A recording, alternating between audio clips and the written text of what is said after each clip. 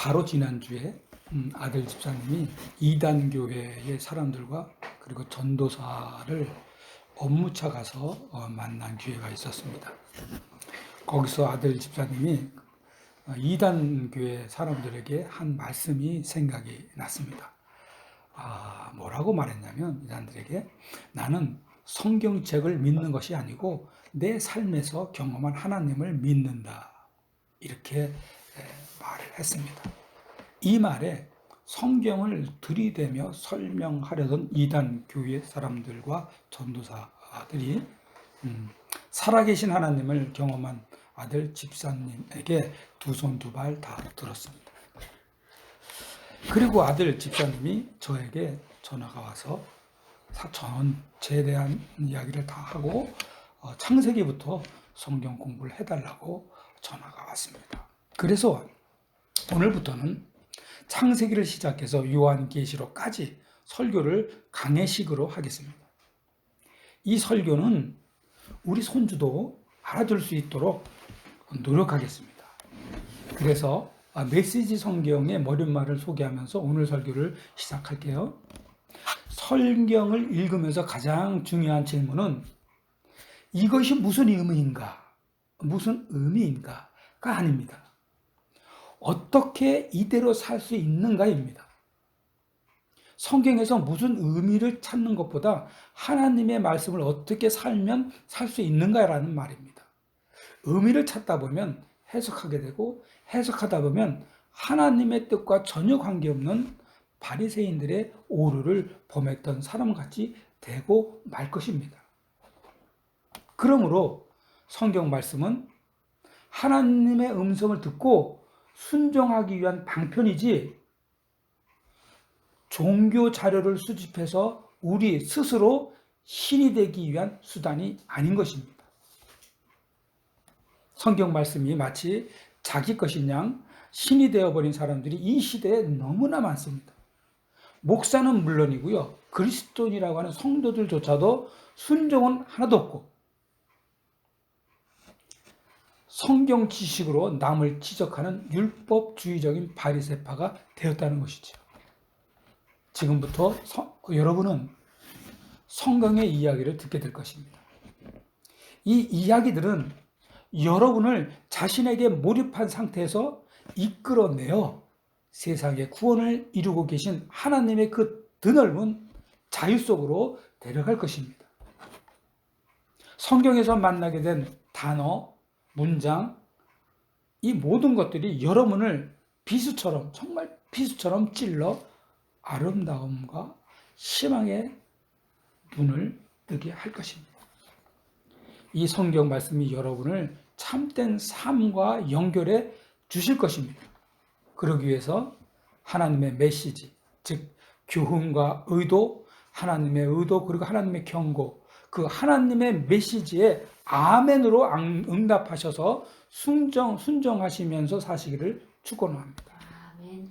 자, 하나님의 첫 메시지입니다. 창세기 1장입니다. 이 1장 1절을 우리 서진 어린이가 봉독해 주시겠습니다.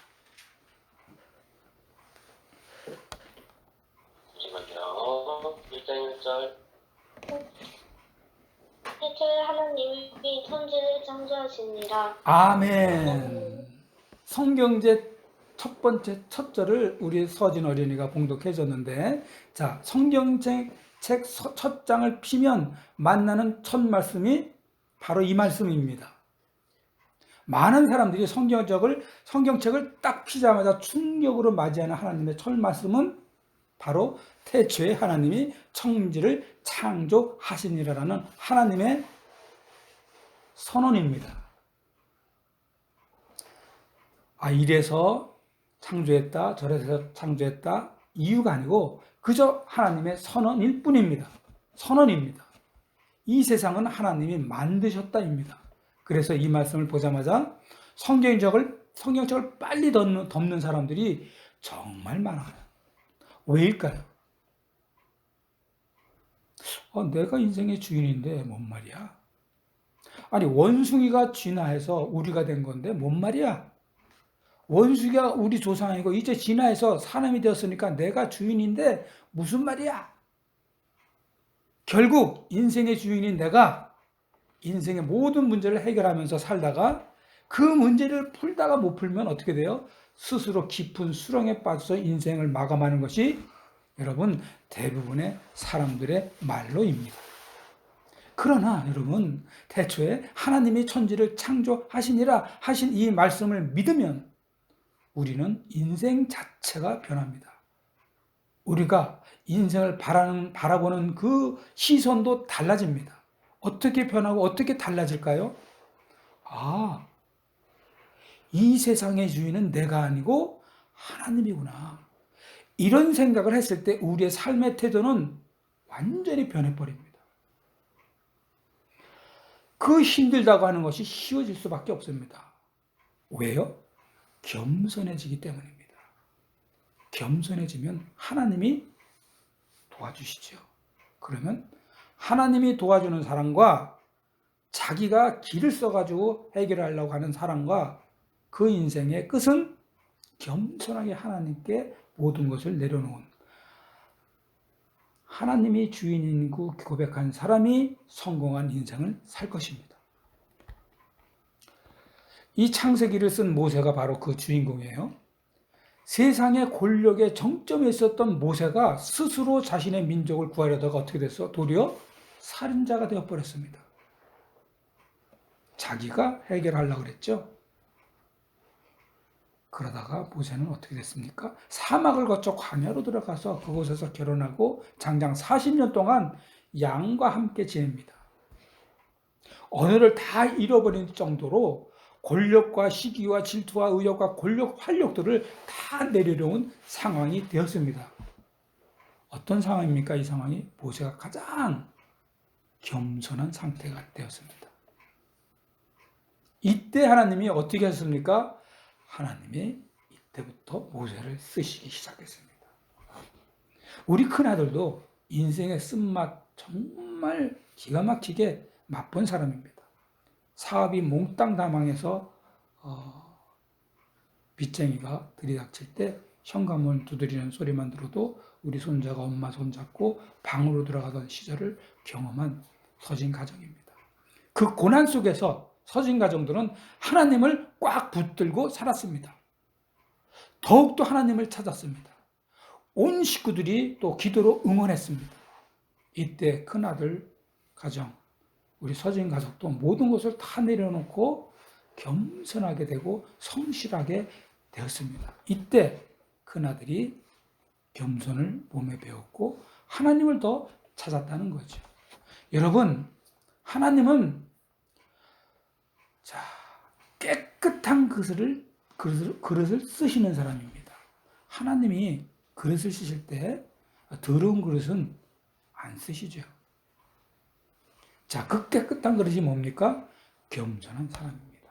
여러분이 지금 성공하고 있다면 태초에 하나님이 천지를 창조하시니라 이 말씀을 철저하게 믿는 사람입니다. 혹시 실패를 했다고 하더라도 그것은 하나님의 선하신 계획의 일부분일 뿐입니다. 지금 여러분이 가지고 있어야 할 믿음은 그래서 태초에 하나님이 천지를 창조하시니라입니다. 그러므로 여러분이 태초에 천지를 창조하신 엘로힘 하나님을 히브리인들은 옐로힘이라고 합니다. 옐로힘이신 하나님을 믿으셔서 최악의 상황에서나 최고의 상황에서나 어느 곳에 있든지 하나님의 선하신 인도하심과 보호하심이 함께하여 주시길 축복합니다. 자, 2절입니다. 2절도 우리 서진 어린이가 봉독해 주시겠습니다. 2절을 우리 서진 어린이가 봉독하겠습니다. 2절입니다. 땅이 혼돈하고 공허하며 흑암이 깊은 위에 있고 하나님의 영은 수면 위로 운행하시니라. 아유, 감사합니다. 너무 잘 읽어주셨습니다. 감사합니다. 네. 자, 땅은 아무것도 없는 늪이었고 끝없이 깊은 공허였고 칠흑 같은 어둠이었습니다. 즉 무슨 말이냐? 사람이 살 수 없는 상황이었다는 거죠. 그런 상태에서 완전히 그런 혼돈인 상태에서 하나님의 영이 운행하셨다는 것은 운행을 히브리어로 라프라고, 즉 무슨 뜻이냐면 알을 품었다입니다. 정리해서 말하면 하나님의 영이 알을 품듯이 품고 있었다는 거죠. 하나님께서는 우리를 어느 곳에 있든지 관계없이 항상 닭이 알을 품듯이 꼭 품어주시는 하나님이세요. 설사 지금 고립무원의 상태가 있다 하더라도, 아무와도 연결이 안 되는 고립무원의 상태가 있다 하더라도, 누구하고도 연락이 안 되는, 아니 소통도 안 되는 그런 상태에 있다 하더라도 하나님의 영은 우리를 그런 곳에서도 꼭 품어 주시고 계십니다. 우리가 하나님이 어느 곳에 있든 알을 품듯이 품어 주신다는 사실을 모른다면, 정말 모른다면 우리는 고립무원의 상태에서 완전히 혼자 있는 외로운 상황에 처해 있으면 어떻게 돼요? 좌절, 절망, 그리고 참 사람은 이런 게 있어요. 나쁜 마음을 가져요. 나쁜 생각을 가질 수밖에 없습니다. 그러나 하나님이 우리를 닭이 알을 품듯이 품어주시는 분이라는 이 사실만 안다면 우리는 결코 나쁜 마음, 나쁜 생각을 가질 수가 없습니다. 오히려 힘을 내고 의욕을 갖고 더 힘차게 최악의 상황도 물리칠 능력을 하나님의 품 안에서 받으실 것입니다. 이것이 바로 태초에 하나님이 천지를 창조하셨느니라 하신 말씀을 믿는 믿음입니다. 태초에 하나님이 천지를 창조하신과 하나님의 영이 알을 품듯이 계시는 분임을 믿는 것이 바로 우리의 능력이 될 것입니다. 이렇게 하나님의 영이 수면 위에 운행하시면서 드디어 사람이 살아갈 수 있는 상황을 만들기 시작했습니다. 자, 3절, 4절, 5절이 자, 하나님이 이제부터 사람이 살 수 있는 상황을 만드는 상황입니다. 우리 3절, 4절, 5절의 말씀을 최옥이 집사님께서 봉독해 주시겠습니다. 3절, 4절, 5절입니다. 하나님이 이르시되 빛이 있으라 하시니 빛이 있었고 빛이 하나님이 보시기에 좋았더라. 하나님이 빛과 어둠을 나누사 하나님이 빛을 낮이라 부르시고 어둠을 밤이라 부르시니라. 저녁이 되고 아침이 되니 이는 첫째 날이니라. 아멘. 감사합니다. 자, 하나님이 우리가 살 수 있도록 환경을 만드신 첫 번째 일은 뭐예요? 빛. 그 빛과 어둠을 나누셨어요. 빛과 어둠은 이렇게 해석이 됩니다. 하나님을 믿는 자와 하나님을 믿지 않는 자.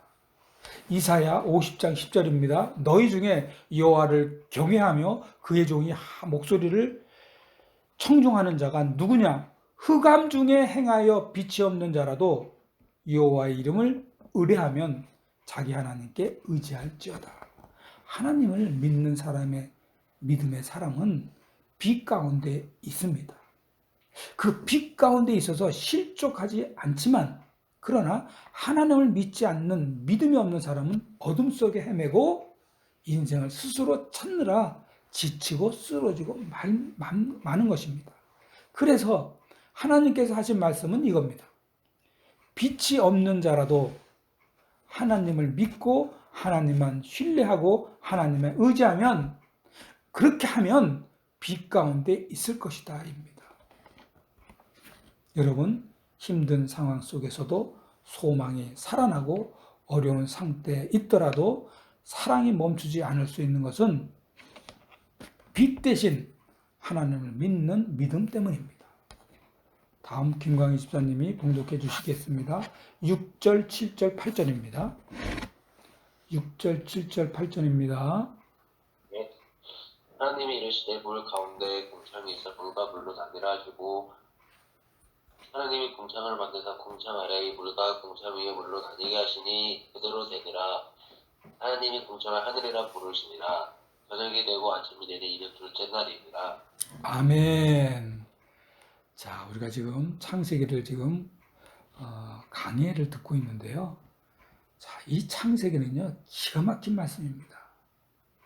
잘 들으시고 정말 하나님을 더욱더 잘 믿는 우리 모든 가족들 되기를 축원합니다.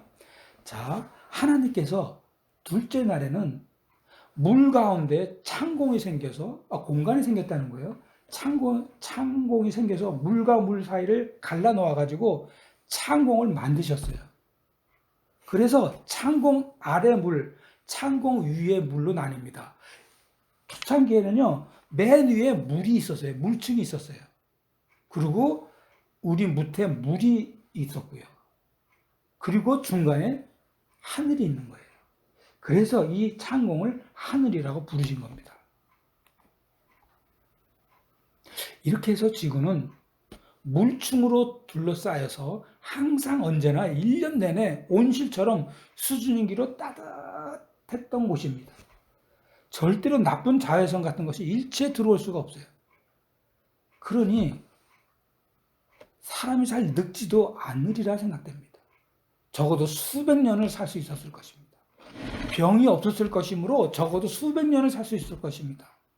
결국은 이렇게 정리할 수 있죠. 사람이 빨리 늙지 않고 병에 걸리지 않았기 때문에 적어도 수백 년은 좋게 살았을 것이라 짐작합니다. 항상 따뜻한 봄날 같은 1년 365일 그런 날을 살았다는 얘기죠. 여러분, 사람에게 이렇게 물충과 같이 사람을 안전하고 평안하게 살게 하는 것이 있는데 이게 뭐예요? 믿음입니다. 이 믿음이 우리를 물충에 있게 할 것입니다. 우리를 안전하게 할 것입니다. 이 믿음이 물청이 되어서 사람을 평안하게 할 것입니다.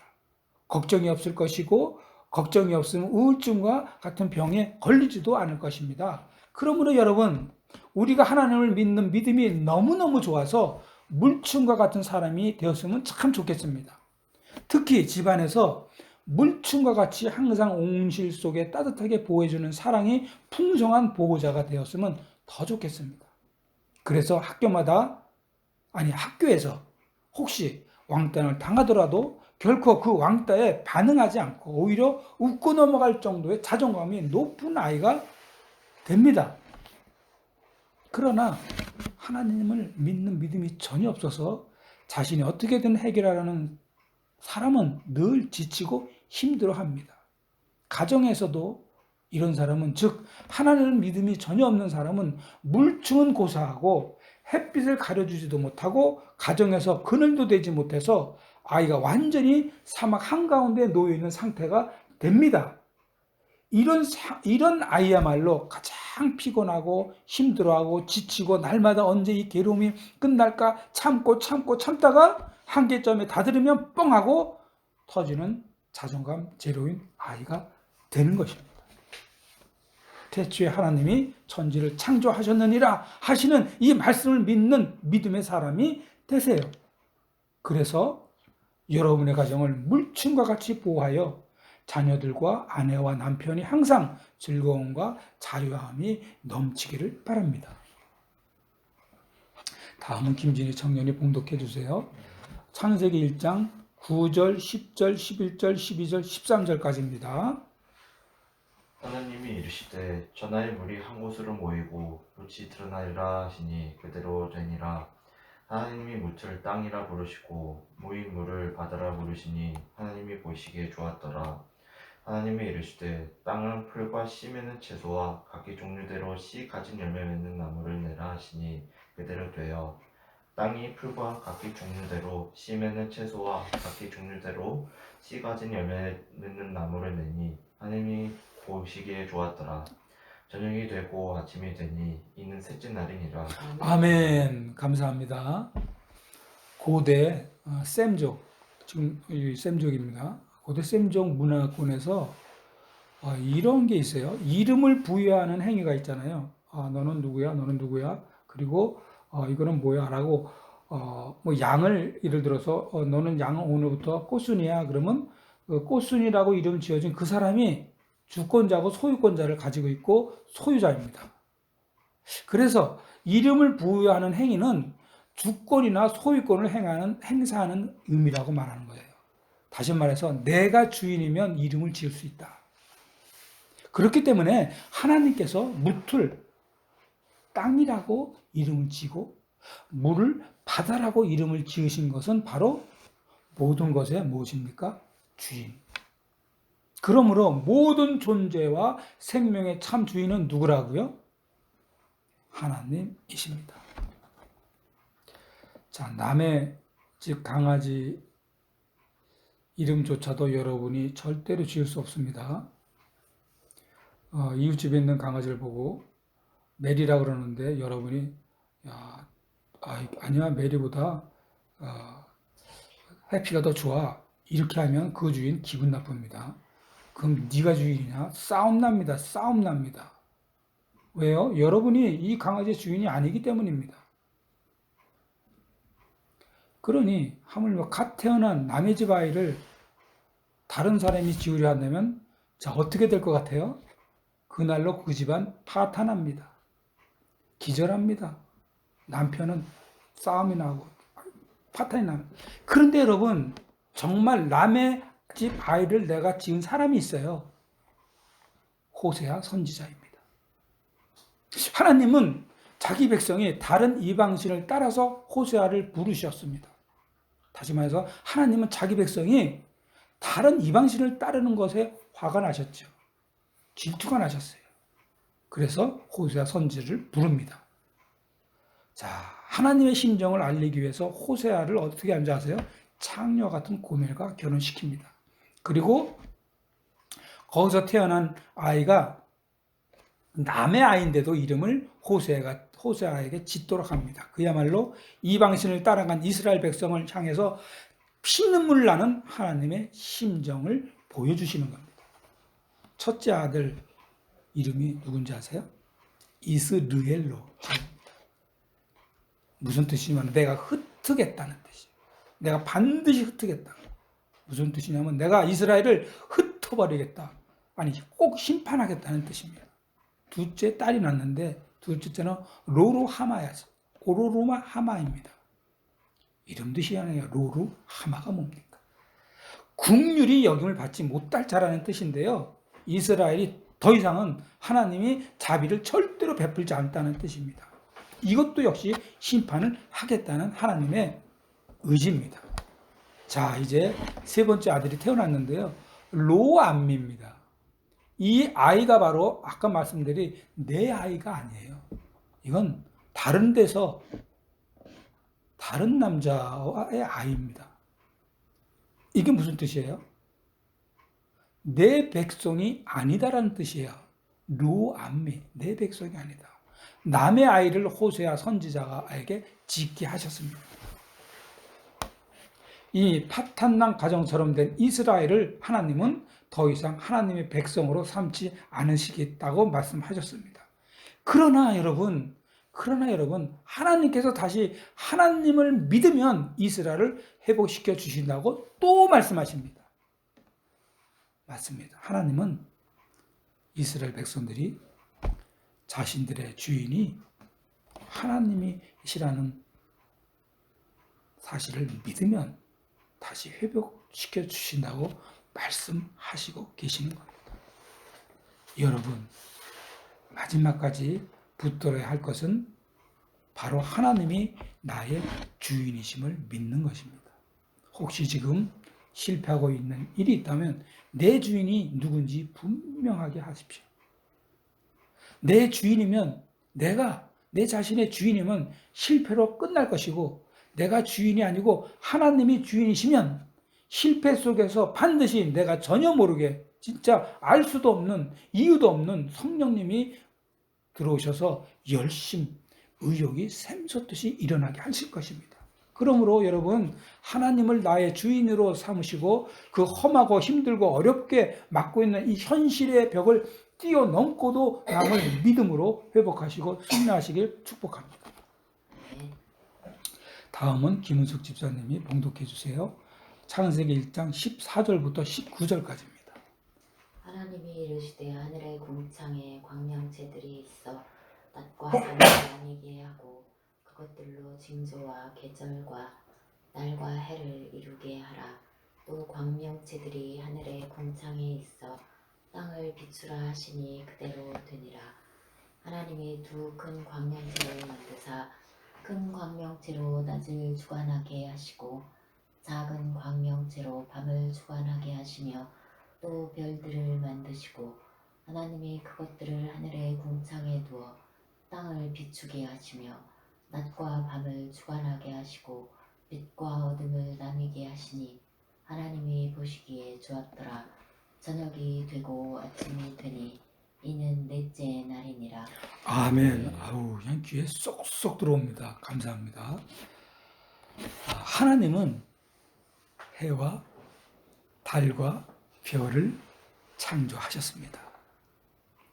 왜일까요? 셋째 날에, 그러니까 바로 방금 전에 뭘 만들었죠? 식물을 창조했어요. 식물이 창조되자마자 식물이 잘 자랄 수 있도록 하기 위해서 해와 달과 별을 창조하신 겁니다. 자, 이런 맥락에서 보면 하나님은 어떤 분이세요? 치밀한 계획으로 일하시는 분이십니다. 그런데 하나님의 철저한 계획 아래 만드신 해, 달, 별을 가지고 사람들은 모든 별에 신비한 힘이 있다고 생각해요. 그래서 이것을 믿고 의지하는 신앙과 의례까지 만드는 뭐를 만들었어요? 성신 숭배 사상을 인간이 만들었습니다.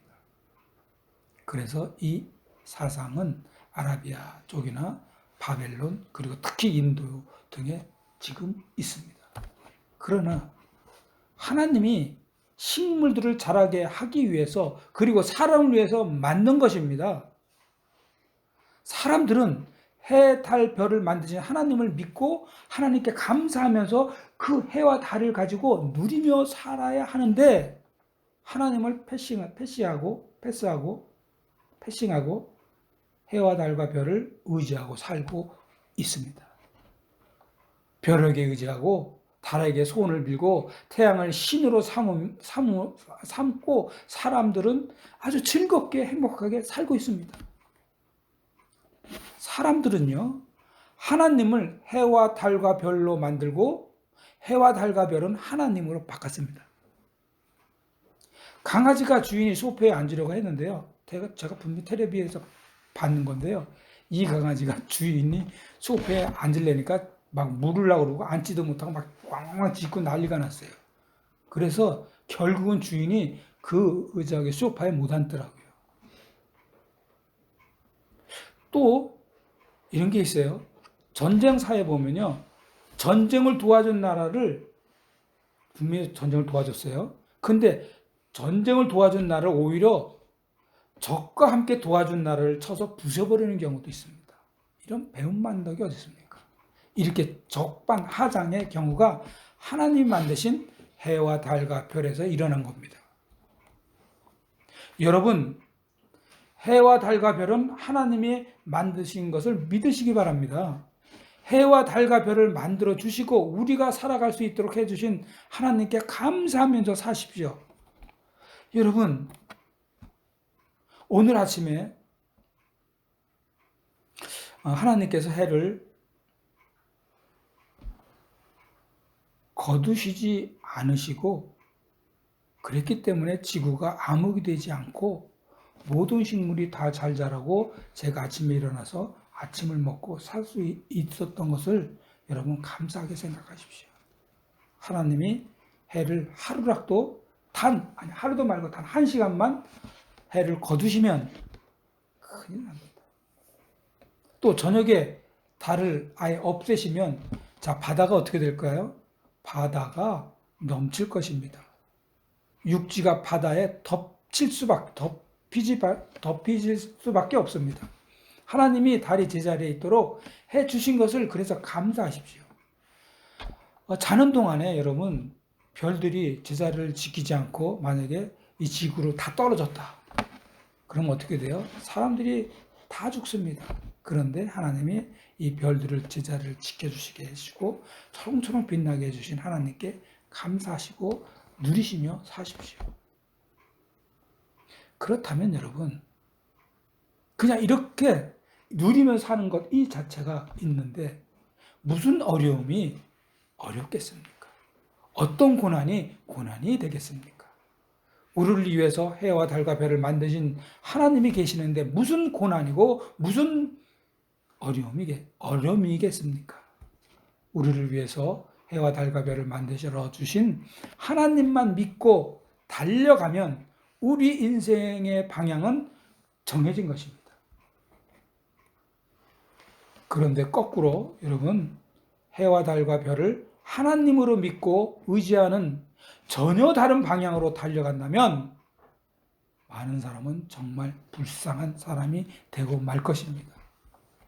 여러분은 해와 달과 별을 만드신 하나님을 향해서 바른 방향으로 달려가는 믿음의 승리자가 되시길 바랍니다.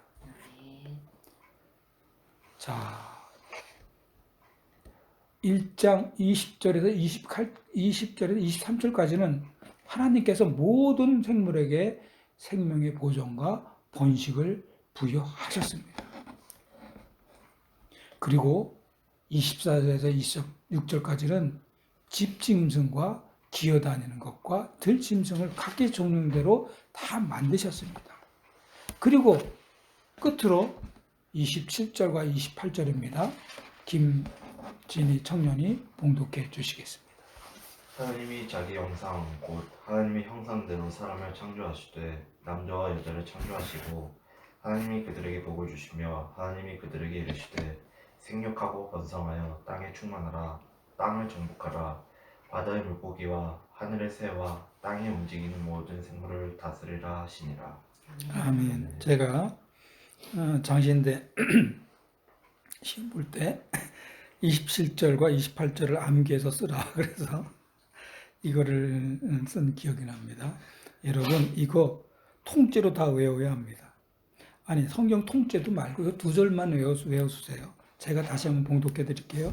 하나님의 자기 형상, 하나님의 형상입니다. 하나님의 자기 형상 곧 하나님의 형상대로 사람을 창조하시되 남자와 여자를 창조하시고 하나님이 그들에게 복을 주시며 하나님이 그들에게 이르시되 생육하고 번성하여 땅에 충만하라 땅을 정복하라 바다의 물고기와 하늘의 새와 땅에 움직이는 모든 생물을 다 다스리라 하시니라. 여기서 보면요 28절에 땅을 정복하라 하는데 이거는 정복하라면 26절에 모든 것을 다스리게 하라는 것 같은 뜻입니다. 정복하라. 이거 사람이 잘못 해석하면 이야 이제부터 전투적으로 모든 것을 한번 내가 움켜쥐겠다. 그런 뜻 절대로 아닙니다. 26절에 모든 것을 다스리게 하자. 이런 의미입니다. 자, 27절과 28절에 가장 중요한 단어가 있어요. 그게 뭐냐면 히브리어로 바라입니다. 바라는 무슨 뜻이냐면 창조입니다. 이 창조라는 바라의 히브리어는 하나님에게만 사용하는 단어예요. 사람할 때는 절대로 창조라는 말을 사용하지를 않습니다.